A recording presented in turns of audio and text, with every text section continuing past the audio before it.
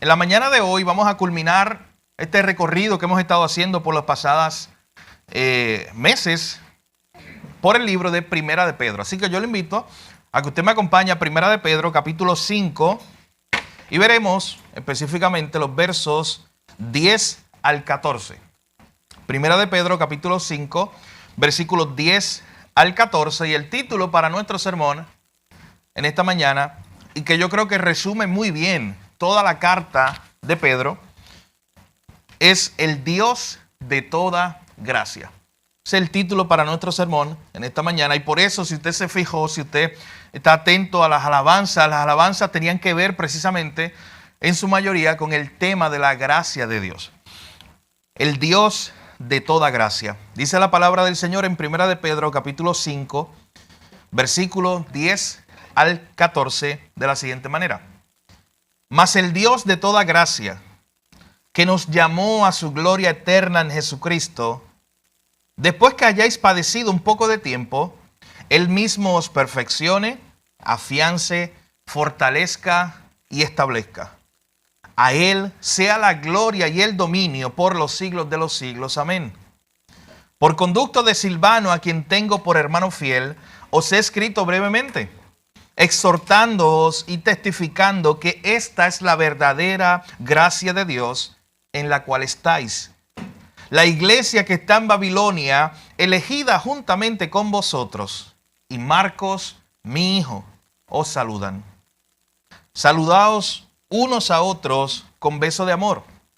Paz a todos vosotros los que estáis en Jesucristo. Amén. Padre, gracias te damos en esta hora por tu palabra. Oh Señor, gracias por tu iglesia, porque es un milagro lo que tú haces cada reunión. El hecho de que tú traigas, Señor, a pecadores que han sido redimidos por tu sangre, que han sido comprados a precio de sangre. Gracias, Señor, por esa salvación tan grande que has traído a nuestra vida. Y ahora nos unes para juntos adorarte, juntos recordar estas grandes promesas, juntos recordar a nuestro gran Salvador. En esta hora te pedimos sabiduría, que tu Espíritu Santo, Señor, ilumine nuestros corazones, nuestras mentes mientras estudiamos tu palabra. Que seamos edificados a través de ella, Señor. Oh Señor, tú conoces la necesidad de nuestro corazón y tú nos has dado tu palabra, Señor, para satisfacer nuestras necesidades. En esta mañana te pedimos que nos ayudes a recordar, que alces nuestra mirada al Dios de toda gracia. Gracias te damos, Jesús. En tu nombre oramos. Amén.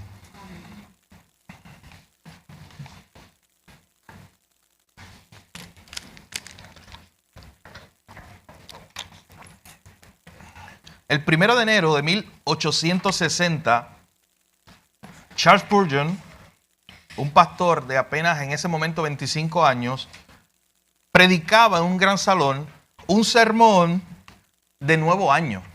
De hecho, era 1 de enero, así que a ese sermón él le tituló Una bendición de año nuevo. Y este joven de 25 años, Charles Spurgeon, comenzó a predicar este sermón donde él buscaba recordar la gracia de Dios durante todo el año anterior y cómo esa gracia de Dios era la misma gracia que iba a sostener la iglesia en este nuevo año que comenzaba. Así que él comenzó a predicar un sermón, y en ese sermón llega un momento donde Charles Spurgeon dice lo siguiente, ya casi al final del sermón. Él está terminando de predicar y él dice: para concluir, hermanos, quisiera hacer este comentario. Yo deseo que durante este año que comienza, ustedes puedan vivir más cerca de Cristo de lo que hayan vivido antes. Estés convencidos de esto.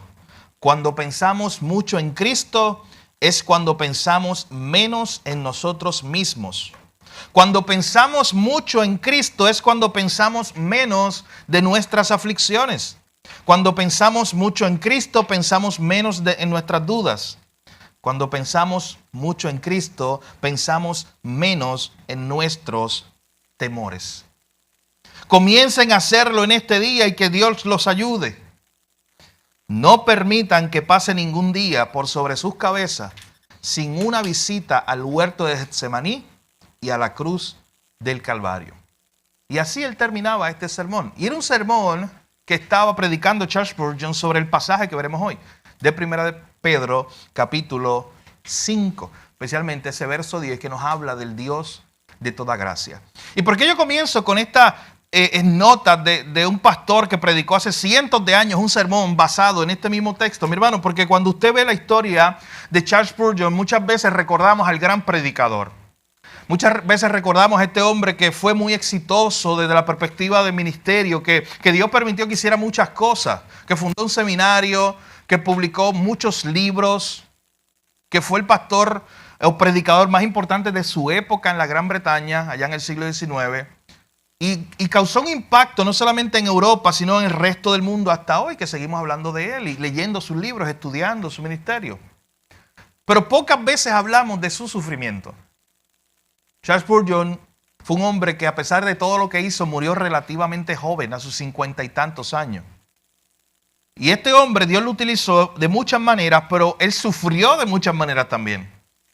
Él padecía de enfermedades que lo agotaban. De hecho, él predicaba con tanta intensidad que había momentos, mis hermanos, que él terminaba de predicar y se desmayaba, literalmente. Que sus diáconos ya lo sabían. Y sus diáconos tenían que estar cerca de él porque había momentos que él se caía predicando.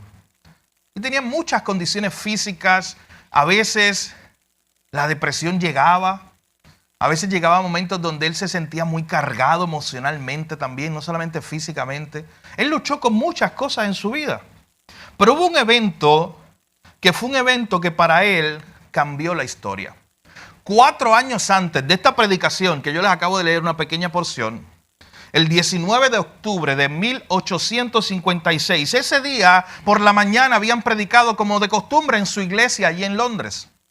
Pero en la tarde se había hecho una invitación para que Charles Spurgeon fuera y predicara en una sala muy grande de conciertos allá en Londres que se llamaba The Royal Surrey Gardens Music Hall, nombre largo. Pero esta sala era una sala de conciertos que se acababa de instalar, que se acababa de construir hace muy poco. Así que invitan a este hombre a predicar. Hubo muchas críticas, había gente que decía, no, pero si eso es una sala de conciertos, ¿cómo Charles Spurgeon, el gran predicador, va a ir allí? Otros decían, eso no se va a llenar, ¿para qué perder el tiempo utilizando una sala de conciertos que caben 12,000 personas? ¿Para qué perder el tiempo con un predicador invitándolo esa noche? Sí, podemos tener a algún músico que llene este lugar aquí. ¿Y sabes qué ocurrió? Llegó la tarde del 19 de octubre de 1856, la sala cabían 12,000 personas. La fila era muy grande, el salón se llenó. ¿Sabes cuánta gente se quedó afuera? Se quedaron afuera 10,000 personas. A ese evento llegaron 22,000 personas. Es uno de los eventos más grandes en la historia del cristianismo, donde un predicador va a ir a predicar y de momento se abarrota, llega tanta gente a escuchar la palabra de Dios. Así que imagínense un salón, un teatro gigante, 12,000 personas apiñadas, ya no cabía más nadie. Hay 10,000 personas ahí en la puerta, están tratando de entrar, pero están afuera. A Charles Spurgeon le dice, ha llegado la hora, hay que empezar a predicar. Él se levanta al púlpito, da un saludo, comienzan a cantar un himno. Él comienza luego a orar y alguien en el público se le ocurre gritar, ¡fuego! ¡Fuego! Cuando eso ocurrió, usted sabe lo que pasó después. Hubo un caos. La gente empezó a tirarse. La gente empezó a correr una encima de otra, tratando de salir, pero ¿qué ocurre? Que al salir se encontraron con más gente apiñada porque habían 10,000 personas tratando de entrar. Y ese día murieron 7 personas aplastados por otras personas. Hubo 28 heridos y a Charles Spurgeon tuvieron que sacarlo, desmayado casi. Estuvo una semana sin poder reponerse de esa situación tan difícil. Él se sentía culpable, él sentía carga, él se sentía afligido de que en uno de sus eventos hayan muerto 7 personas y 28 heridos. Y sabes que al final fue alguien que le quiso hacer daño, no había un fuego en realidad. Fue alguien que simplemente por hacerle el daño a un ministro de Dios que estaba predicando la palabra de Dios. Y como ese día 22,000 personas iban a escuchar la palabra de Dios, alguien decidió hacer eso. en un evento como ese. Pero ¿sabes qué? Este evento, para los biógrafos de Charles Spurgeon, dice que fue el evento que marcó su historia para siempre. Él nunca se pudo reponer emocionalmente de este evento. Pero siempre siguió recordando cada etapa de su vida la gracia de Dios que lo había llevado hasta allí y la gracia de Dios que lo había sostenido.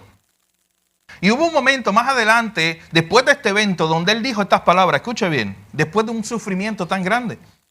Él dice, creo y estoy convencido de que toda la gracia que yo he recibido en los momentos más cómodos, estoy convencido de que toda la gracia que yo he recibido de Dios en mis momentos más cómodos y donde la vida para mí ha sido más fácil y donde yo he sido más feliz, todos esos momentos de gracia yo los pudiera poner encima de un centavo. Y luego dice, pero lo bueno es que yo también he recibido mucha gracia de Dios a través de los sufrimientos, a través del dolor, y la cantidad de gracia que yo he recibido a través del dolor es incalculable. Luego él terminaba diciendo, la aflicción ha sido para mí una de las mejores escuelas o una de las mejores enseñanzas. Es mi mejor libro en mi biblioteca. Él tenía 12,000 libros en su biblioteca. Y él decía, la aflicción, los tiempos difíciles donde yo he aprendido gracia de Dios, han sido para mí los mejores momentos. En otras palabras, él podía tener su biblioteca llena, 12,000 libros, y muchos de ellos hablaban de la gracia de Dios. Pero él dice, ¿sabes de cuál libro yo he aprendido más de la gracia de Dios? Un librito que se llama Dolor. Un librito que se llama Pruebas. Un librito que se llama Problemas, circunstancias difíciles que han llegado a mi vida. Un librito que se llama Sufrimiento. Y lo que él quería decir es que a través del sufrimiento es donde por alguna otra razón él había entendido que había experimentado la gracia de Dios de una forma más grande. Hoy, en esta mañana, cuando nos acerquemos al final de esta carta de 1 Pedro, precisamente vamos a ver cómo Pedro les recuerda a estos hermanos que estaban sufriendo, que estaban en dolor, que estaban en angustia. Pedro les recuerda y les anima a que miren hacia el cielo, a que miren hacia Dios, porque Dios está lleno de gracia. En otras palabras, mi hermano, yo puedo resumir todo el sermón de hoy o toda la exhortación que Pedro le estaba haciendo a estos hermanos de la siguiente manera. Si estos hermanos seguían mirando a su alrededor, lo que iban a ver era sufrimiento, dolor y problemas. Pero Pedro los está animando a que miren al cielo, a que miren a Dios, a que alcen su mirada, porque si este mundo está lleno de dolor, Dios está lleno de gracia. Si este mundo está lleno de sufrimiento, ellos pueden alzar su mirada porque hay un Dios que está lleno de gracia para ellos. Y eso es lo que Pedro le quiere recordar a estos hermanos. Ya hoy culminamos la última parte de la carta y como veremos aquí, mis hermanos, nos vamos a dar cuenta que aún en esos detalles que en su Biblia dice saludos finales, aún en esos detalles hay un mensaje muy importante que Pedro quiere que estos hermanos, antes de despedirse en esta carta, que ellos recuerden. Recuerden que toda esta carta trata de eso. La iglesia está siendo perseguida. Hay muchos hermanos que están sufriendo hostilidad en sus trabajos, en la ciudad, los están persiguiendo. Hay muchos hermanos que están en unas condiciones muy difíciles de salud, condiciones económicas. Y Pedro por un momento les está recordando y les está diciendo, oye, recuerden los tesoros que ustedes tienen en Cristo Jesús. Desde el primer capítulo. Recuerden la herencia, recuerden su identidad. Recuerden que en Cristo ustedes han sido hechos una nueva criatura. Recuerden que ahora ustedes son el pueblo de Dios. Y luego les recuerda lo que Dios hizo en Cristo para traer salvación. Así que es como si Pedro estuviera diciendo, oye, siéntense un momento mientras yo les hablo acerca de todos los tesoros que tienen en Cristo Jesús. Tú tienes dos opciones, Pedro le decía a la iglesia, o concentrarte en lo que te falta en este mundo, o recordar lo que tienes en el cielo. Concentrarte en lo que te falta aquí en la tierra, o alzar tu mirada y concentrarte en lo que Dios ya te ha dado en Cristo, en esa herencia que ya tienes reservada para ti. Así que en esta mañana nosotros veremos a través de este versículo, este pasaje, 1 de Pedro 5, versículo 10 al 14, 7 cosas que nos muestra este pasaje sobre el Dios de toda gracia. 7 cosas, y hay más incluso que podríamos ver ahí, pero 7 cosas que el Dios de toda gracia nos enseña. o nos muestra, o 7 acciones de Él para su pueblo. En primer lugar, miren conmigo ese versículo 10, la primera parte del verso 10, así se titula nuestro sermón. El Dios de toda gracia. Y miren lo que dice después. El que nos llamó a su gloria eterna en Jesucristo. Es lo primero que quiere resaltar Pedro aquí. En primer lugar, el Dios de toda gracia, miren lo primero que hizo. Nos llamó a su gloria eterna en Jesucristo. Pedro lo que quiere animar a estos hermanos, o Pedro lo que quiere recordarle a estos hermanos, es que ellos habían sido llamados por Dios. Y la idea de ser llamados en la Biblia era que tú no eras pueblo de Dios, que tú estabas apartado, que tú estabas bien lejos. Y desde allá, un día, Dios te llamó y te dijo, ven acá, yo te voy a traer a donde mí. Esa es la idea de llamar. Y Pedro lo que primero que le está diciendo a esta iglesia, el Dios de toda gracia, un día te llamó. El Dios de toda gracia nos llamó. El pastor Edgardo hablaba acerca de cómo este fin de semana estuvimos siendo animados, exhortados en un retiro de pastores y familia. Y una de las cosas que se nos animaba en uno de las plenarias era a recordar ese momento cuando Dios te llamó. Ese momento cuando Dios te salvó. Y el pastor decía, oye, pero trata de recordarlo, trata de ir atrás y nunca olvidarte de ese momento en particular. Y yo te pregunto en esta mañana, mi hermano, haciendo el mismo ejercicio, ¿tú recuerdas cuando Dios te llamó? ¿Tú recuerdas ese momento cuando estando tú perdido, sin esperanza, hundido en alguna situación, viendo tu incapacidad de salvarte a ti mismo y un día Dios te llamó, Dios te buscó? Esto es interesante porque a veces usted está con su teléfono y usted está esperando una llamada de quien sea. Una llamada importante, una llamada para una decisión, una llamada del banco, una llamada del trabajo, lo que sea, de un familiar. Y usted está ahí al pendiente de que suene esa llamada. Pero quiero decirle algo, mi hermano. ¿Sabe que la llamada de Dios entró a su vida un día que usted no estaba mirando el celular? Si quiere verlo de esa manera. Un día donde usted específicamente no lo estaba considerando. Mi hermano, cuando Dios interviene y te busca, eso es una iniciativa de Él. Es Dios el que un día decidió llamarte por pura gracia. De hecho, hay un verso donde Pablo, y quiero ir un momentito ahí, Pablo le recuerda a Timoteo esa gran verdad, que hubo un día donde Dios lo salvó y lo llamó. Mire lo que dice 2 de Timoteo capítulo 1, verso 8 al 10. En ese pasaje, Pablo le recuerda a Timoteo esta gran verdad. 2 de Timoteo capítulo 1, versículos 8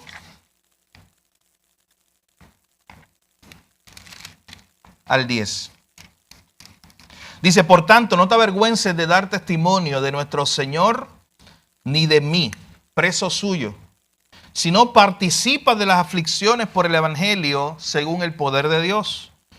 Mira lo que dice después.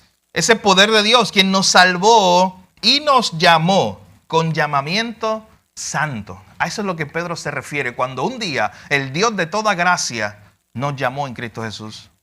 Pablo lo está diciendo en otras palabras, está diciendo lo mismo. Un día Dios nos salvó y nos llamó con llamamiento santo. Y ese llamado no fue porque tú lo llamaste primero y Dios vio una llamada perdida. No, mi hermano. Fue porque Dios en su infinita sabiduría, lo dice luego el verso 9, no conforme a nuestras obras, no conforme a algo que hiciste tú. No fue una iniciativa tuya. No fuiste tú el que llamó a Dios para que Dios te llamara para atrás. No, un día, no conforme a tus obras, sino según el propósito suyo. Miren lo que dice el verso 9. Dios te llamó, y aunque hoy tú te estés preguntando todavía por qué, y por qué a mí, y por qué en ese momento, por pura gracia. Hermano, Dios te llamó conforme al propósito suyo y la gracia que nos fue dada en Cristo Jesús antes de los tiempos eternos, pero que ahora, dice Pablo, ha sido manifestada mediante la aparición de nuestro Salvador Jesucristo, el cual abolió la muerte y sacó a la luz la vida y la inmortalidad por medio del Evangelio. Pablo y Pedro están diciendo exactamente lo mismo. En esa línea que estamos viendo de 1 de Pedro 5:10, esa primera línea, más el Dios de toda gracia, nos llamó a su gloria eterna en Cristo Jesús. Es lo mismo que está diciendo el apóstol Pablo aquí, recordándole a Timoteo esta gran verdad. No nos llamó conforme a nuestras obras, y me gusta ese término, dice que nos llamó con un llamamiento santo. No es cualquier cosa. Hermano, no fue el presidente de los Estados Unidos que te llamó, eso sería algo grande. O que el presidente de una nación, o que el rey de algún lugar te llamara, eso sería un evento importante. Un día tú estás en tu casa y ves esa llamada y es el gobernante del país o algo así. Y tú recibirías esa llamada como sintiéndote importante. Pero mi hermano, aquí estamos hablando del Dios de toda gracia. El Dios del universo, el creador del cielo y la tierra. El que no te necesita a ti ni me necesita a mí para nada. Un día, mientras nosotros estábamos muertos en nuestro delito y pecado, nos llamó con un llamamiento santo. No conforme a tus obras, no por algo que tú hiciste, sino conforme al propósito suyo. Al propósito que Él tenía para su gloria. Así que en primer lugar, regresando a 1 de Pedro 5, eso es lo que estamos viendo allí. El Dios de toda gracia nos llamó a su gloria eterna. Miren a lo que nos ha llamado el Señor. A su gloria eterna, a estar eternamente con Él. Y nos ha llamado en Jesucristo. Eso es un buen recordatorio de que Él es nuestro mediador. De que todo lo que hace Dios en nosotros y para nosotros es siempre a través de Cristo. Se nos ha llamado. Lo primero que tenemos que recordar, que el Dios de toda gracia nos ha llamado a su gloria eterna en Jesucristo. Mi hermano, recuerden que estas son las últimas cosas que Pedro le quiere escribir a esta iglesia que está sufriendo. Y normalmente en esa época la gente no tenía fotocopiadoras en la iglesia para decir, ¿sabes qué? Sácame una copia de la carta de Pedro para yo llevarme a la casa y seguir estudiándolo. La gente no tenía Biblia. Así que ¿saben lo que ocurría? Que Pedro escribía esta carta y un día se reunía a la iglesia y alguien la leía. Así que normalmente los autores, sabiendo eso, ¿sabes qué hacían? Usaban específicamente la última parte de su escrito para ellos apuntar ciertas cosas que querían que recordara la iglesia. Porque recuerden, Pedro escribió muchas cosas desde el capítulo 1, pero al final son cosas que la gente se va a ir por la puerta y la gente la va a recordar, porque es lo último que se dijo allí. Así que estas 7 cosas que aparecen aquí, que hace el Dios de toda gracia, son muy importantes porque era lo último que la iglesia iba a recordar. Y en primer lugar, Pedro quiere que ellos se vayan recordando esto. El Dios de toda gracia un día te llamó a su gloria eterna. ¿Te imaginas ese buen recordatorio para la iglesia que estaba sufriendo? Decía, tú eres llamado por Dios y eres llamado para estar en su gloria eterna. Por eso cantamos esa canción. La canción que dice una ciudad que estamos esperando, una ciudad que estamos anhelando, esa ciudad celestial. Porque tú fuiste llamado, mi hermano, para esa ciudad. Y es un buen recordatorio para ti en esta mañana, no importa lo que estés pasando, recordar que tú eres un llamado de Dios de camino que va como un peregrino y extranjero en esta tierra, pero va de camino a esa ciudad celestial. Tú fuiste llamado para estar allí. Un día, mi hermano, tú estarás allí. ¿Y sabes qué dice la Biblia que va a pasar allí? Que allí no hay llanto, que allí no hay sufrimiento y que allí no hay dolor. Y que estarás con Cristo para siempre.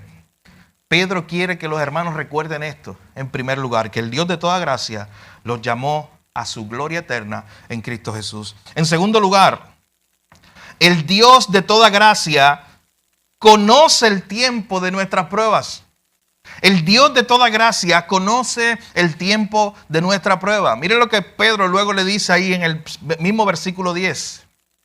Mas el Dios de toda gracia que nos llamó a su gloria eterna en Jesucristo, después que hayáis padecido un poco de tiempo.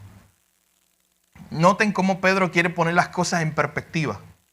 Y es como si Pedro estuviera diciéndole, oye, miren, yo quiero recordarles algo. Que cuando ustedes están sufriendo, eso parece eterno. Que cuando a ustedes los están persiguiendo, eso parece que no acaba. Pero yo quiero recordarles que ese Dios de toda gracia, ese Dios que los llamó a su gloria eterna en Jesucristo, es un Dios, el Dios de toda gracia, que conoce el tiempo de nuestras pruebas. Y Pedro se lo recuerda y le dice, oye, después que ustedes hayan padecido un poco de tiempo. ¿Y por qué Pedro le está recordando esta verdad a estos hermanos? Hermano, vuelvo y repito, porque cuando tú y yo estamos sufriendo, eso parece eterno. Eso parece que nunca acaba. Eso parece que como si la enfermedad fuera constante y nunca tuviera un final. Como si este problema con mis hijos fuera constante y no tuviera un final. Como si este problema en mi familia fuera eterno. Pedro está escribiéndole a un grupo de personas que estaban sufriendo y él los quiere poner la perspectiva correcta y les quiere recordar que su sufrimiento era por un poco de tiempo. Y que el Dios de toda gracia conocía el tiempo en el cual ellos estarían padeciendo. Miren lo que dice en la misma carta de Pedro, al inicio, en el versículo 6 del capítulo 1. Pedro le está recordando a estos hermanos esta verdad y le dice: en lo cual vosotros os alegráis, aunque ahora, por un poco de tiempo, si es necesario, seáis afligidos en diversas pruebas. Así que, de la misma manera que Pedro hizo en el capítulo 1, para empezar su carta, lo está haciendo al final, para decirle a estos hermanos: ustedes están pasando un sufrimiento, ustedes están pasando un dolor, pero esto es por un poco de tiempo. De hecho, cuando nosotros estudiamos las cartas que, por ejemplo, les escribe Jesús o les dicta Jesús a las iglesias del Apocalipsis. Usted recuerda esas cartas, las famosas cartas que aparecen en los primeros capítulos del libro de Apocalipsis, donde Jesús está hablando con su iglesia y le escribe una carta a la iglesia de Sardis, le escribe una carta a la iglesia de Éfeso. Hay una que a mí siempre me ha llamado la atención y quiero verla porque trata precisamente de este tema. Miren lo que dice Apocalipsis capítulo 2, versículo 8 en adelante. Jesús le está escribiendo a la iglesia de Esmirna. Y le dice: escribe al ángel de la iglesia en Esmirna, el primero y el postrero, el que estuvo muerto y volvió a la vida. Él dice esto: yo sé de tus obras, yo sé de tu tribulación. O sea, Jesús le está diciendo: yo sé de tu dolor, yo sé de tu pobreza, pero eres rico. Yo sé de la blasfemia de los que dicen ser judíos y no lo son, sino sinagoga de Satanás. No temas en nada los que vas a padecer. Mira, el diablo va a echar a algunos de vosotros en la cárcel para que seáis probados y tendréis tribulación. Siempre me ha llamado la atención esto, cómo Jesús le dice a estos hermanos exactamente la cantidad de días que ellos iban a tener tribulación. Cuando fueron a la iglesia de Esmirna y los atacaron y los metieron presos a un grupo de hermanos, ellos probablemente no iban a tener idea: oye, ¿cuánto yo voy a estar preso? ¿Cuántos días? ¿Cuántos días yo voy a estar sufriendo? ¿Cuántos días yo voy a estar separado de mi familia? Pero Jesús les estaba ya preparando y les está diciendo: oye, ustedes tendrán tribulación durante 10 días. Sé fiel hasta la muerte y yo te daré la corona de la vida. Mi hermano, Jesús conoce cuánto tú estás sufriendo. Jesús conoce cuánto dolor, cuánta situación o prueba tú puedas estar enfrentando, yo pueda estar enfrentando. Él conoce el tiempo de nuestra prueba. Y eso es lo que Pedro quiere una vez más recordarle a estos hermanos allá en el versículo 10 de Primera de Pedro 5.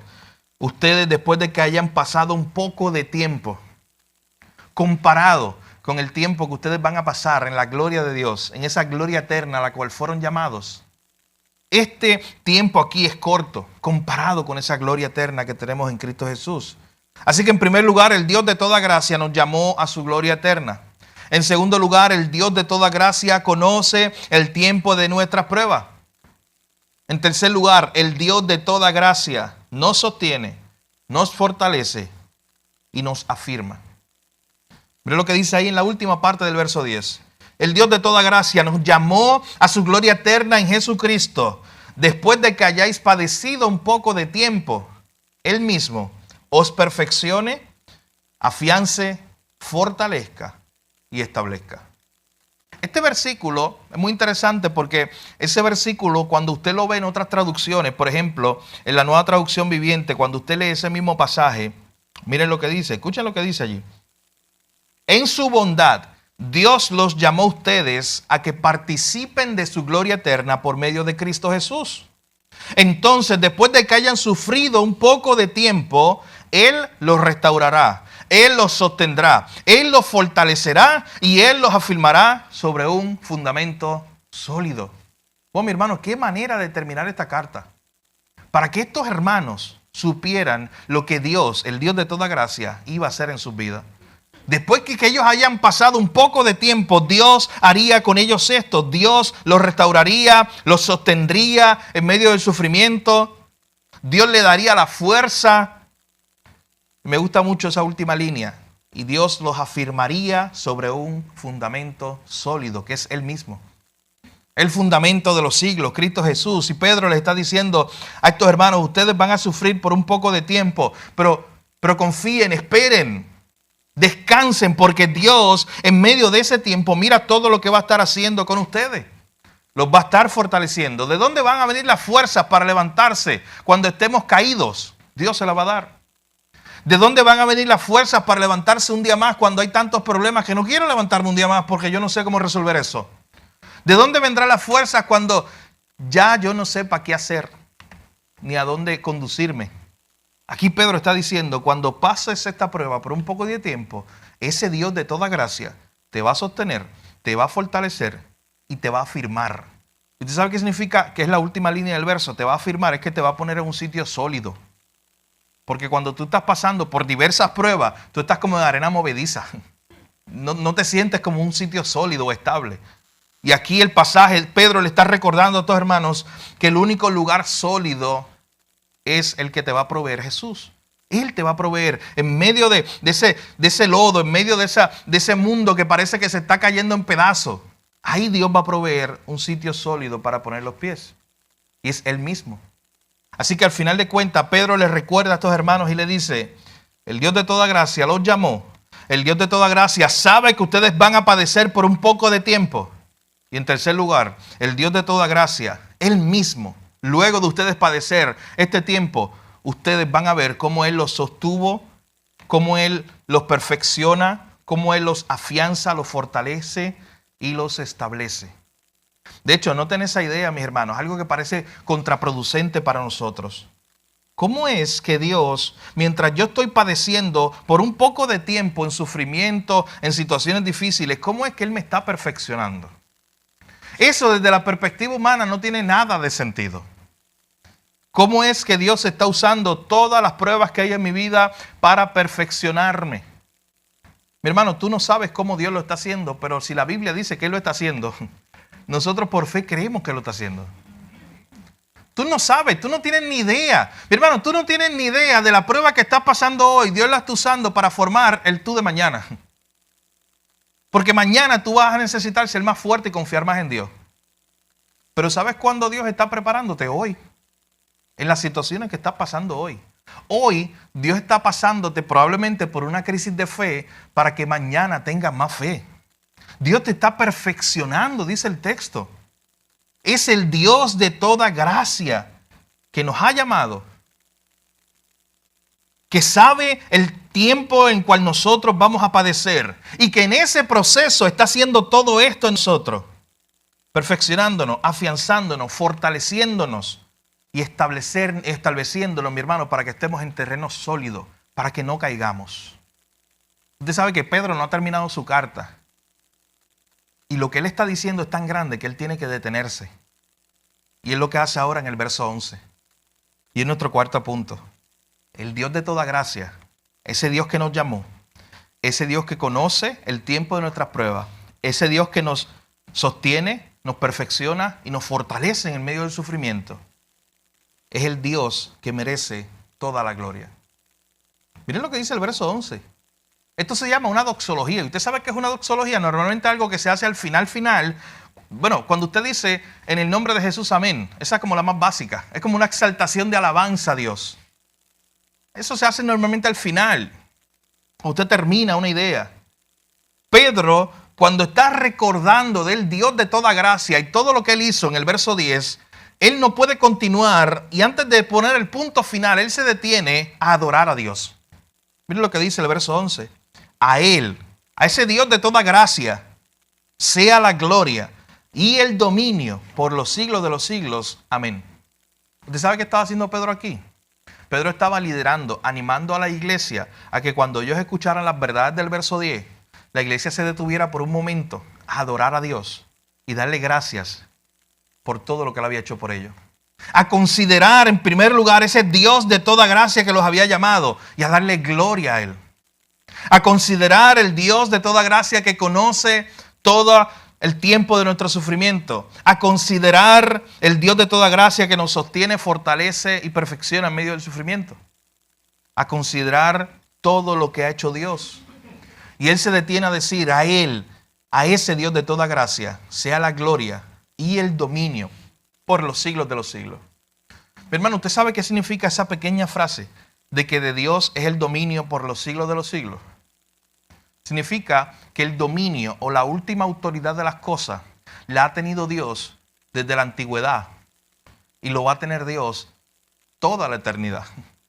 Que el dominio, la última autoridad, Dios siempre la ha tenido, la tiene hoy, y para que ninguno se equivoque, por si acaso estos hermanos se confundían y tenían miedo de que, oye, y mañana quizás quién gobierne. Al final, mi hermano, Pedro les recuerda que la última autoridad y el último dominio por los siglos de los siglos siempre lo iba a tener Dios. Usted sabe que el creyente no debe temer. Nosotros como creyentes, en nuestra carne, en nuestra humanidad, tememos muchas veces por lo que vemos en el mundo. Mi hermano, en nuestra carne, usted probablemente en su humanidad tuvo crisis de fe en estas pasadas elecciones. Pensando, ¿y quién va a gobernar Puerto Rico? ¿Y quién va a gobernar los Estados Unidos? Verdaderamente eran unas elecciones para la historia. Y sabe que, escuche bien, el resultado ya usted lo vio, yo no tengo que meterme en eso aquí. Pero escuche bien, si hubiera sido otro el resultado en Puerto Rico, que hubiera ganado otro de los candidatos, o si hubiera ganado otro de los candidatos en Estados Unidos, este versículo no cambia. El dominio sigue siendo de Dios por los siglos de los siglos. Esto no cambia, mi hermano. Y Pedro quiere recordarle a los hermanos esta gran verdad. ¿Y usted sabe qué? En el ejercicio democrático de nuestro país, una democracia que usted sabe, y en esta región no es perfecta, pero es democracia. Cada 4 años usted va a tener ese ejercicio, lo tenemos todo. ¿Y sabe qué? ¿Qué pasará en el próximo cuatrienio si viene un gobernante liberal, sea para Puerto Rico o para Estados Unidos, que es donde nos compete más a nosotros? De igual forma, mi hermano, usted piense y considere este versículo, que el dominio de Dios es por los siglos de los siglos, siempre. Y Pedro quiere recordarle a estos hermanos, ¿sabe por qué? Porque nos vamos a dar cuenta ahora desde dónde está escribiendo Pedro. Pedro está escribiendo esta carta desde la potencia más grande que el mundo antiguo había conocido. Pedro, ¿usted sabe dónde estaba cuando escribió esta carta? Pedro estaba en Roma. Pedro le llama, verso 13, la iglesia que está en Babilonia. Y se hacía una referencia a Babilonia por lo que significaba Babilonia en el mundo antiguo. De esa ciudad que era el enemigo, que era una ciudad perversa. Y los comentaristas bíblicos están de acuerdo que cuando Pedro dice la iglesia que está en Babilonia, de hecho, Babilonia ya no existía como imperio. Así que la referencia es al imperio de la época, que era el imperio de Roma. Que Pedro probablemente estaba allí en Roma escribiendo esta carta. Miren qué impresionante. Pedro les quiere recordar a esos hermanos que estaban por allá botados en la montaña, en Asia Menor, en Turquía, que es aquellos a los cuales él está escribiendo esta carta. Que allí en Roma, en la capital del mundo antiguo, allí había una iglesia donde el Dios de toda gracia estaba siendo adorado. Allí había una iglesia donde el Dios de toda gracia estaba haciendo cosas en ello. En la misma capital del imperio donde vivía el emperador, allí había uno que era más grande que el emperador. Allí donde vivía el emperador, en Roma, había una iglesia. Pedro en ese momento estaba allí escribiendo esta carta. Y es desde allí, y esto, mi hermano, muy importante, es desde allí donde Pedro está diciendo, ¿sabes qué? El dominio, la última autoridad por los siglos de los siglos no la tiene el emperador romano, aunque tenga tanto poder. El dominio y la autoridad por los siglos de los siglos la tiene el Dios de toda gracia, el Dios que nos salvó. A Él sea la gloria, solamente a Él. Así que el Dios de toda gracia, número 1, nos llamó a su gloria eterna. Número 2, conoce el tiempo de nuestro sufrimiento. Número 3, nos sostiene, nos fortalece, nos perfecciona. Número 4, el Dios de toda gracia merece toda la gloria. ¿Sabes que el libro termina, esta carta, de la misma manera que comenzó.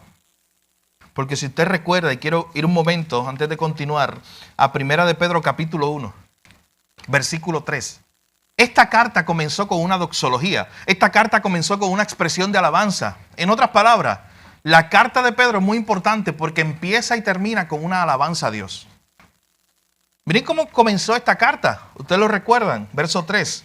Bendito sea el Dios y Padre de nuestro Señor Jesucristo. Eso es una alabanza, es un cántico. Bendito sea el Dios y Padre de nuestro Señor Jesucristo. Así había empezado esta alabanza. ¿Y por qué Él era bendito? ¿Porque Él merecía la gloria y porque Él merecía el honor? Bueno, ya Pedro nos lo dijo, pero vamos a recordarlo nuevamente. Porque según su misericordia nos hizo renacer para una esperanza viva, mediante la resurrección de Jesucristo de los muertos, para una herencia incorruptible, incontaminada e inmarcesible, reservada en los cielos para vosotros.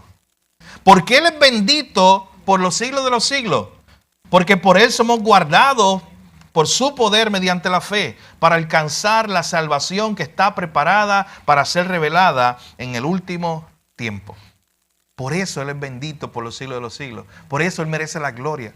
Pedro comienza su carta con una alabanza a Dios y cuando termina, Él termina con una alabanza a Dios por lo que Dios ha hecho. Mi hermano, ¿cuán consciente estás tú de lo que Dios ha hecho en tu vida en Cristo y cómo estás respondiendo día a día? Piensa por un momento, ¿es tu vida una expresión de alabanza a Dios constante por lo que Dios hizo? Porque normalmente lo que vemos aquí en estos libros, cuando Pedro están escribiendo, es que ellos escriben lo que Dios hizo en Cristo y luego hablan de una alabanza por eso. Piensa por un momento, ¿exaltas, adoras a Dios constantemente? ¿Alabas al Dios de toda gracia que te ha salvado? O en otras palabras, ¿con cuánta frecuencia lo haces? ¿Con cuánta frecuencia te sientas a estar impresionado por esa gracia del Dios de toda gracia que te ha alcanzado, que te ha llamado, que conoce el tiempo de tu sufrimiento, que te sostiene, te fortalece y te perfecciona? Ese que merece toda la gloria. Pero mi hermano, como les decía, esos versos 12 al 14, a veces uno los ve y simplemente puede pasarlos por alto. Como ya Pedro se despidió, ya ahí no hay nada. Pero veremos algo más muy impresionante que ocurre ahí para terminar. El Dios de toda gracia, número 5, nos muestra dónde hallar gracia. Escuchen esto, el Dios de toda gracia nos muestra dónde hallar esa gracia. Miren lo que dice el versículo 12. Por conducto de Silvano, a quien tengo por hermano fiel, les he escrito brevemente, exhortándolos y testificando que esta es la verdadera gracia de Dios en la cual ustedes están hoy. ¿Usted sabe quién era Silvano? Era el mismo personaje que en otros contextos se llama Silas. ¿Usted se acuerda de Silas? Compañero de Pablo, es la misma persona. En este contexto él está con Pedro y le está sirviendo de secretario. Y está apuntando, de hecho es como si Pedro estuviera dictando esta carta y Silvano es el que está ahí escribiendo. Y por eso él dice, por medio de, o por conducto de Silvano, mi hermano fiel, yo les escribo esta breve carta. Hemos estado como 6 meses predicando, pero es una breve carta, según Pedro. Yo les escribo esta breve carta, exhortándolos y testificando que esta es la verdadera gracia de Dios en la cual ustedes están. Pero hermano, en otras palabras, ¿y por qué ese punto número 5 lo hemos titulado así? De que el Dios de toda gracia nos muestra dónde hallar gracia. Y es por lo que decíamos cuando estudiamos ahorita la vida de Spurgeon. Donde él más encontró gracia fue a través del sufrimiento.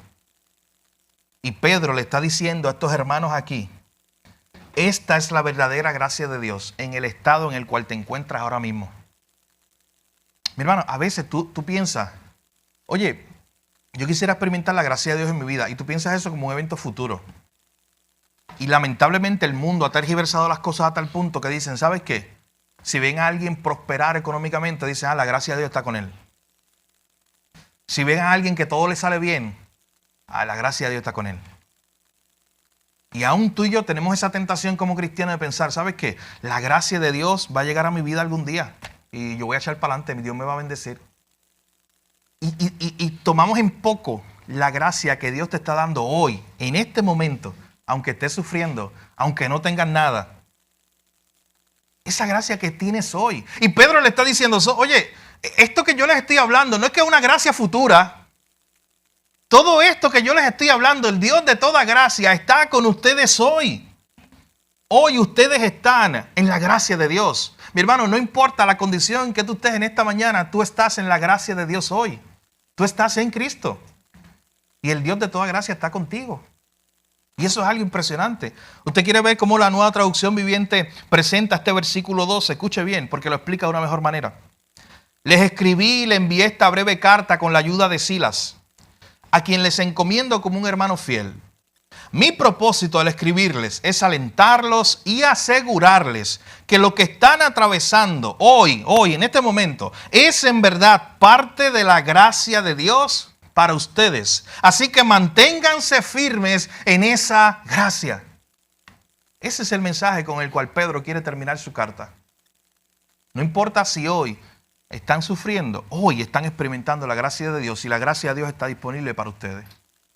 Usted sabe que Jerry Bridge, el autor del libro que estamos estudiando los miércoles, dice que los días donde él está mejor, ahí él necesita la gracia de Dios.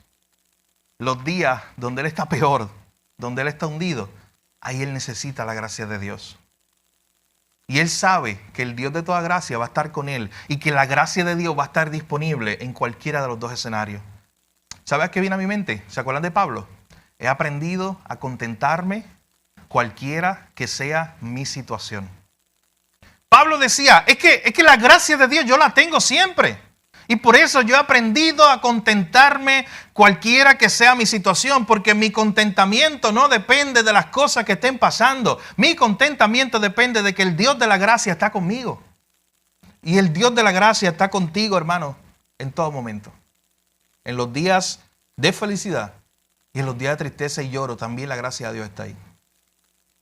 Así que Pedro quiere terminar esta carta recordándole a los hermanos eso. El Dios de toda gracia sabe o nos quiere enseñar a nosotros dónde encontrar esa gracia y que está disponible para nosotros todo el tiempo. Y Pedro le dice, es ahora, ustedes hoy, esto no es futuro.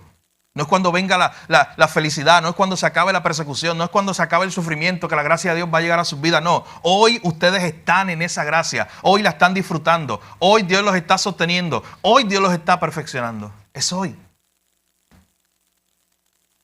Número 6.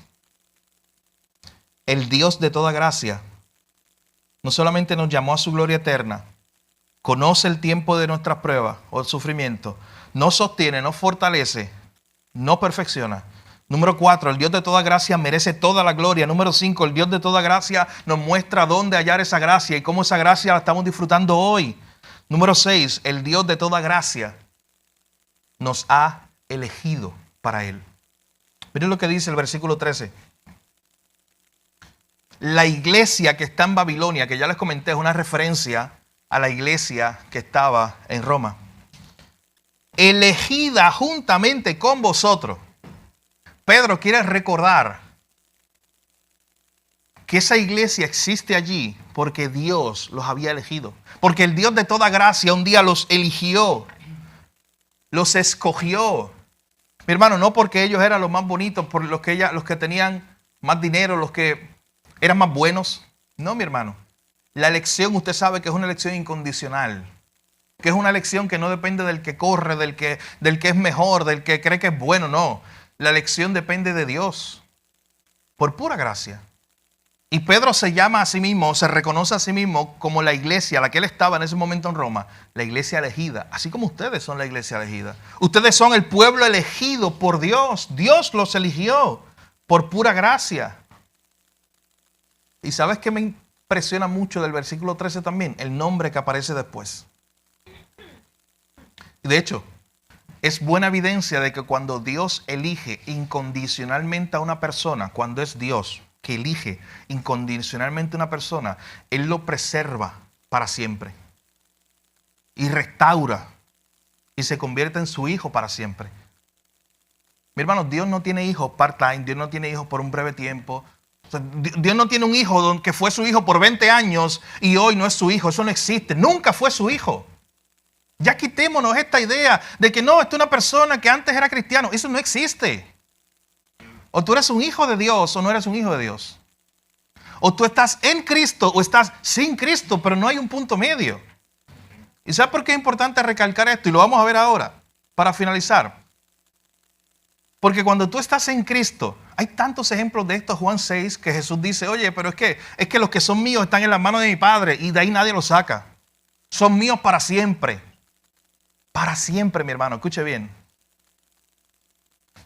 Miren el nombre que aparece ahí. Miren la persona que en ese momento está con Pedro. Yo les decía hace un rato o hace un tiempo atrás que Pedro es un gran ejemplo de lo que él mismo está escribiendo. Cuando Pedro habla del buen pastor que cuida, que busca la oveja que se extravió, él está hablando porque él mismo fue esa oveja que un día, por sus propios actos, buscaba constantemente alejarse.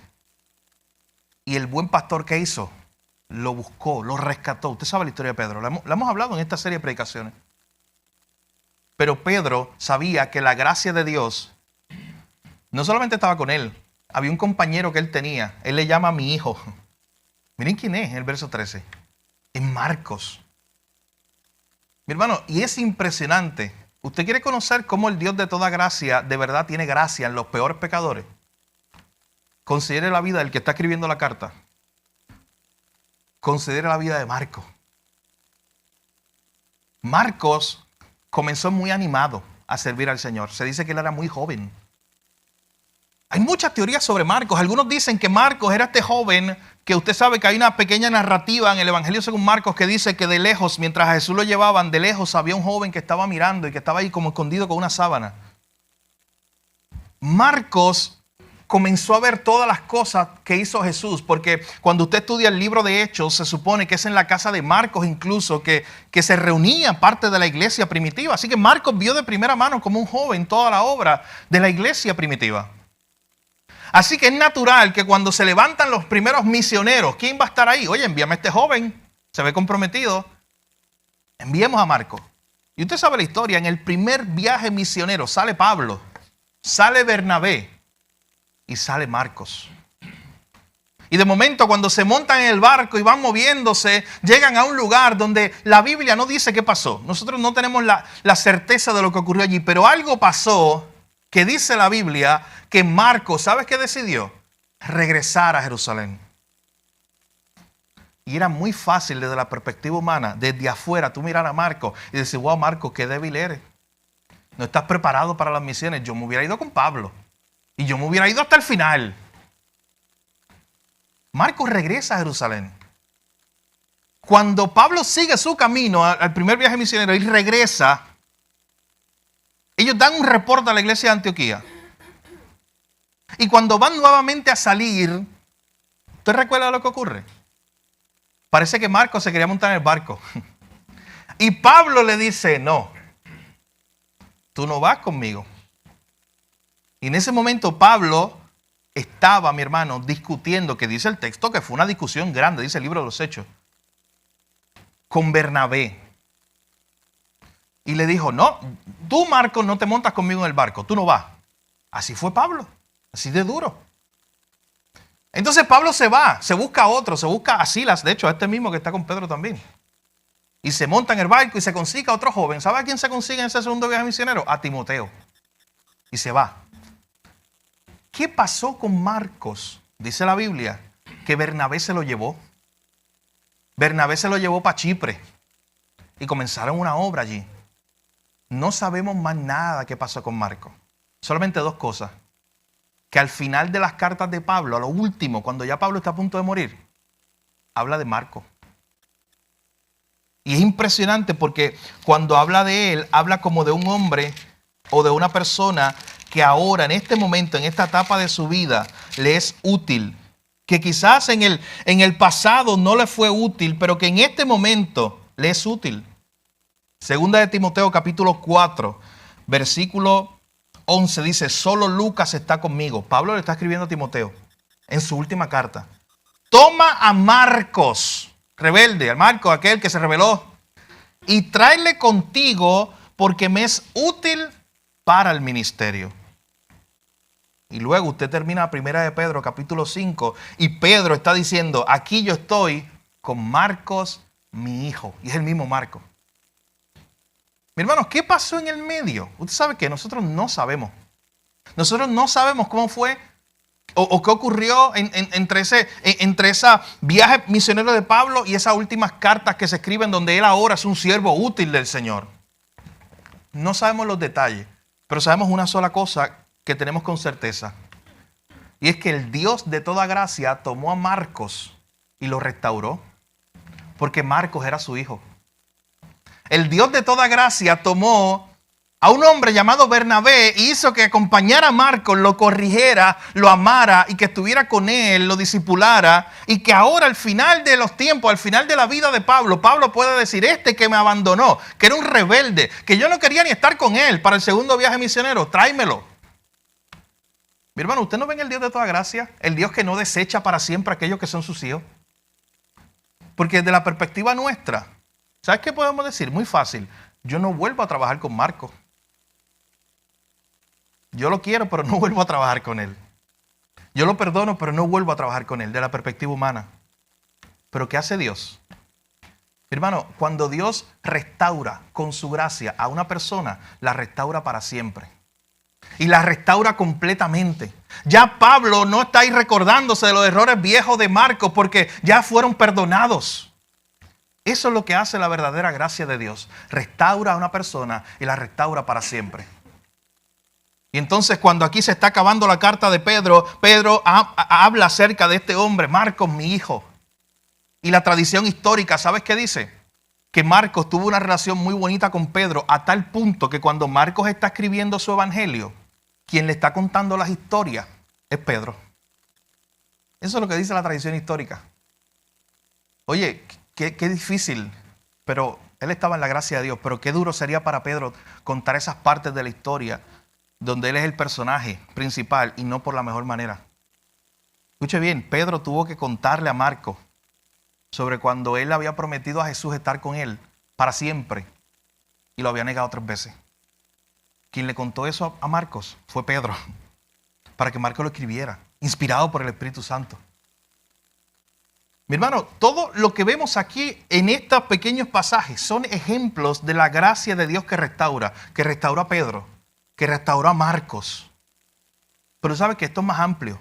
Vaya a cada personaje de la Biblia y vea cómo el Dios de toda gracia un día los llamó, los alcanzó y los restauró. No importa desde dónde los sacó, Él los restauró. Amplíelo más esta imagen. Vaya a la historia de la iglesia por los últimos 2000 años y vea el Dios de toda gracia restaurar los más grandes pecadores. Extiéndalo hasta hoy. Añádase usted a la lista si usted está en Cristo y vea cómo el Dios de toda gracia verdaderamente restaura. Hermano, usted puede tener muchas historias de afuera de cómo Dios restaura en su gracia a una persona. Tenemos la de Marcos, la de Pedro, la de muchos personajes en la Biblia, en la historia, viejos y modernos. Pero ¿sabes cuál es el ejemplo que más tú conoces? A ti mismo. El ejemplo de cómo el Dios de toda gracia de verdad transforma y de verdad restaura. El ejemplo mejor que tú conoces eres tú mismo.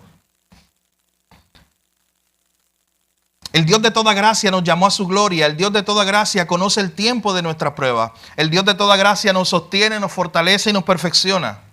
El Dios de toda gracia merece toda la gloria. Él nos muestra dónde hallar gracia. El Dios de toda gracia nos ha elegido. Y por último, miren el verso 14. ¿Cómo culmina esta carta? Saludaos unos a otros con beso de amor.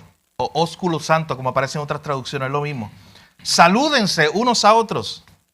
Paz a todos vosotros, los que están en Jesucristo. Amén. Y esto, mi hermano, es uno de los puntos más importantes de todo lo que hablamos hoy. De hecho, es como el fundamento de todo lo que hablamos hoy. ¿Sabe por qué? Pedro termina diciéndole a estos hermanos, o termina refiriéndose a ellos como aquellos que están en Jesucristo. Mi hermano, punto número 7, el Dios de toda gracia da su gracia a los que están en Cristo. Esa gracia de Dios especial es para aquellos que están unidos a Cristo. Todo esto que hablamos hoy puede ser para ti y puedes beneficiarte de eso si tú estás en Cristo. Pero para los que no están en Cristo no tienen esta gracia de Dios especial, este cuidado especial de Dios por su pueblo. Esta gracia de Dios es solo para los que están en Cristo. Ahí termina el apóstol Pedro escribiendo esta carta y termina describiendo a esta iglesia de esa manera. Solo los que están en Cristo reciben toda esta gracia de Dios. Mi hermano, yo quiero terminar con esto, preguntándote, haciendo una reflexión en esta mañana. Juan Sánchez, un pastor hermano en Texas, escribió un libro que yo les recomendé cuando comenzamos aquí nuestra serie. El libro se llama Primera de Pedro para ti. Y yo quiero leer brevemente, hablar un poco acerca de lo que él nos dice, de por qué Pedro termina esta carta de la forma en la que la terminó, hablando del Dios de toda gracia y animando a los hermanos a permanecer firmes en esa gracia. Porque eso es lo que les decía en el verso 12, manténganse firmes en esa gracia en la cual ustedes están en este momento. Escuche bien lo que él dice, Juan Sánchez, sobre este pasaje. Debemos permanecer firmes en la gracia porque es allí donde Dios está trabajando con nosotros. Debemos permanecer firmes en la gracia sabiendo que aunque el mundo nos quite todo, no puede quitarnos nuestra gloriosa identidad ni nuestro futuro en Cristo. Somos extranjeros elegidos, somos separados por el Espíritu Santo de la salvación y ahora vamos de camino a casa. Debemos permanecer firmes en la gracia sabiendo que aunque este mundo nos mate, nosotros hemos renacido a una esperanza viva a través de la resurrección de Jesucristo y ahora tenemos una herencia. Debemos permanecer firmes en la gracia sabiendo que Dios no desperdicia nuestro sufrimiento. Él está purificándonos. Debemos permanecer firmes en la gracia sabiendo que nuestro Señor Jesucristo caminó por la senda del sufrimiento para que nosotros caminemos en sus pisadas. Debemos permanecer firmes en la gracia sabiendo que si sufrimos por hacer el bien seremos bendecidos y exaltaremos a Cristo.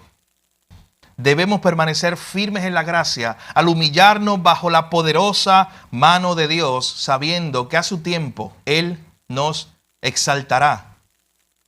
Debemos permanecer firmes en la gracia hasta que ya no tengamos aliento o hasta que Cristo venga a buscarnos. Y Él termina diciendo esto. Podemos soportar por un poco de tiempo, como nos dice Pedro, porque nos hemos humillado bajo la poderosa mano de Dios. Podemos soportar por un poco de tiempo porque Dios siempre cuida de nosotros, como dice esta carta en 1 de Pedro 5:7. Podemos soportar por un poco de tiempo porque algo que nos ha enseñado esta carta es que Cristo nos sostiene, nos guía a través del sufrimiento hacia nuestra gloria eterna.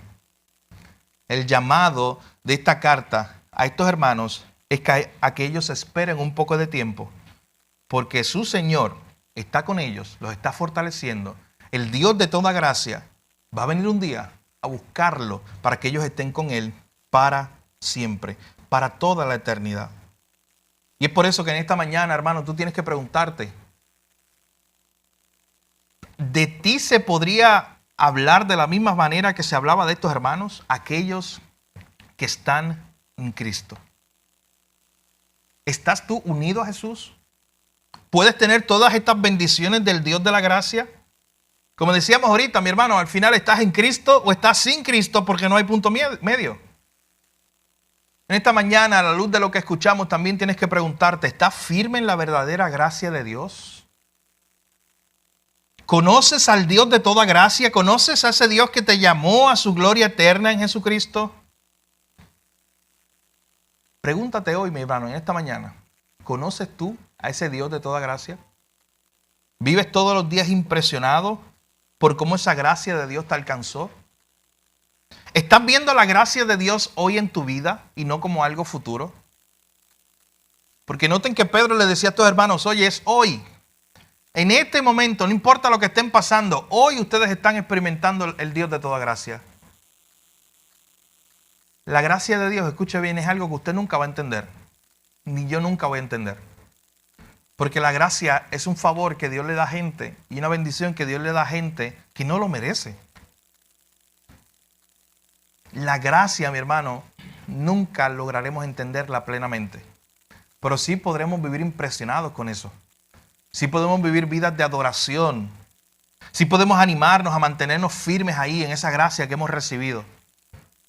Sí podemos recordar cómo el Dios de toda gracia, todo lo que hemos visto hoy, nos llamó, nos sostiene, conoce el tiempo de nuestro dolor. Ese Dios de toda gracia merece toda la gloria por lo que ha hecho. Ese Dios de toda gracia sabe que aún en los momentos de sufrimiento son donde más vamos a depender de esa gracia de Dios. Ese Dios de toda gracia fue el que nos eligió en Cristo. El que eligió a esa iglesia a la cual hemos leído. Esta carta se envió hace miles de años. Ese Dios de toda gracia fue el que tomó a Pedro y lo restauró. Cuando ya él mismo, escuche bien, Pedro mismo se había descartado a sí mismo. Pedro se había ido a pescar como pensando, ya yo no tengo más nada que dar. Él mismo se descartó. Pero no estaba contando con la gracia de Dios en Cristo para él. Y Cristo lo restauró. Esa es la gracia de Dios en Marcos. Otros, miren, mientras Pedro se había descartado a sí mismo, a Marcos lo habían descartado otros. Pablo y otros personajes que decían, no, ya, él no va a funcionar aquí. Que haga otra cosa si quiere, pero no va a funcionar en el reino de Dios. ¿Y sabes qué? La gracia de Dios tomó a Marcos, lo restauró también, y lo acabamos de ver aquí como un modelo de la gracia de Dios. Hermano, esa gracia de Dios está disponible para ti hoy. Imagínatela como un tesoro. Y usted sabe, esa gracia, estamos hablando, es el Dios de toda gracia. Esa gracia es del Dios infinito. Así que esa gracia es infinita y es eterna. Pero no, esa gracia no está ahí por pequeñas cantidades para ti en esta mañana. Esa gracia está infinitamente disponible para ti. Porque a ti esa gracia se te da en Cristo. Y en esta mañana yo creo que oremos. Y que mientras oremos hagamos dos cosas. En primer lugar, si tú no estás en Cristo, hoy es el día de venir a Él. Hoy es el día de poner tu fe en Jesús. No sigas postergando esa decisión. Hoy ven a Jesús.